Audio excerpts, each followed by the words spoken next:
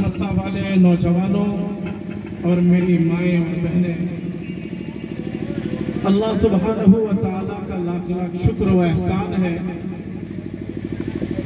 कि अल्लाह पाक ने हमें आज ये मौका फराहम किया, फरमाया कि हम बड़े खुश नसीब हैं। हम अपने आप को उन लोगों में शुमार करते हैं कि जो लोग, जिनकी चाहतें,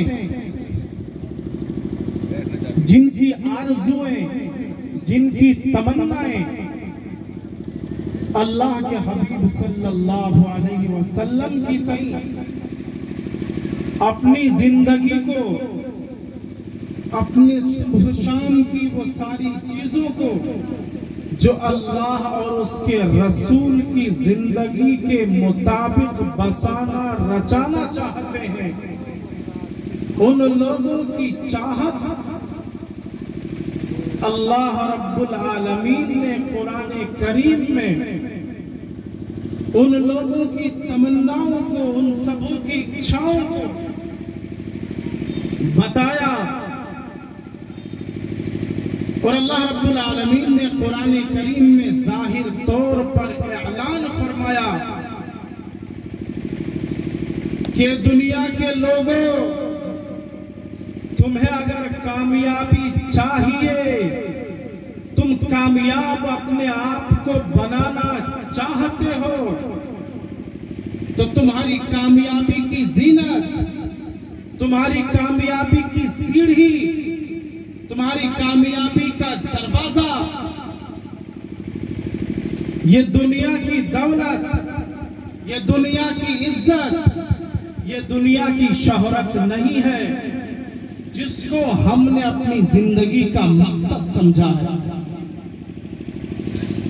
आज सुबह शाम आप जिस राह से गुजरेंगे, जिस रास्ते से पार होकर जाएंगे, गलियों में, कूचों में, दुकानों पर, मकानों पर, इधर उधर बैठकों पर आप सुबह शाम ये चर्चा सुनते रहेंगे कि मेरा बेटा कामयाब हो गया, मेरा फला दोस्त कामयाब हो गया, मेरा फला बेटा फला जगह बड़ा कारखाने में काम करता है, मेरा बेटा नौकरी और सर्विस करता है, मेरा बेटा भी कामयाब, मेरे रिश्तेदार अकारिब कामयाब। यानी हर शख्स दुनिया की खूबसूरती को, दुनिया की इस जिंदगी को, ऐशो इशरत को अपनी जिंदगी का मकसद समझ रखा है। अल्लाह रब्बुल आलमीन ने फरमाया, ऐ दुनिया वालों, तुम्हारे पास पैसे आ जाए, तुम्हारे पास दौलत आ जाए, तुम्हारे पास खजाना आ जाए, दुनिया की सारी शोहरतें तुम तक पहुंच जाए, दुनिया की सारी शोहरतों का दरवाजा तुम्हारा खुल जाए, मगर सुन रखो, इअलमू अन्ना दुनिया दायरा, इअलमू अन्ना दुनिया लाइबा। अल्लाह रब्बुल आलमीन ने फरमाया, दुनिया की ये सारी जिंदगियों का मकसद और तुम्हारा निचोड़ ये है कि दुनिया की जिंदगी खेल कूद और तमाशा है। दुनिया की जिंदगी क्या है?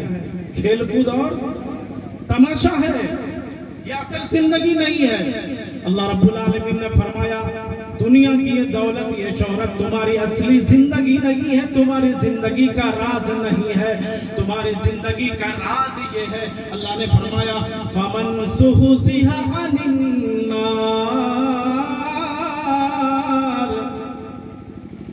ऐ मेरे बंदो, तुम्हारी जिंदगी का मकसद और राज ये है कि तुम अगर मर जाने के बाद, कब्र में चले जाने के बाद, सवालों जवाब से अपने आप को कामयाब कर लेने के बाद, सवालों जवाब को सही ढंग से दे लेने के बाद, कल क़यामत के दिन हश्र के मैदान में तुम्हारा नामा अमाल तुम्हारे दाएं हाथ में जब दे दिया जाएगा और तुम्हारा जन्नत का रास्ता क्लियर और साफ और सुथरा हो जाएगा, और जन्नत का टिकट जब तुम्हें मिल जाएगा तो समझ लो फमन ज़ुहज़िहा अनिन नार, तुमने अपने आप को जहन्नम से दूर कर लिया, अपने आप को जहन्नम के रास्ते से अलग कर लिया। फ़क़द फ़ाज़ व उदख़िलल जन्नत फ़क़द फ़ाज़।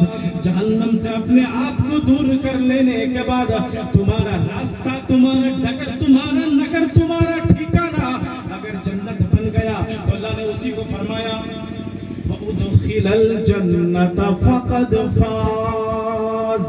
जहन्नम से अपने आप को बचाकर अगर तुम जन्नत में दाखिल हो गए, अल्लाह ने फरमाया तुम्हारी यही कामयाबी है। कामयाबी क्या है?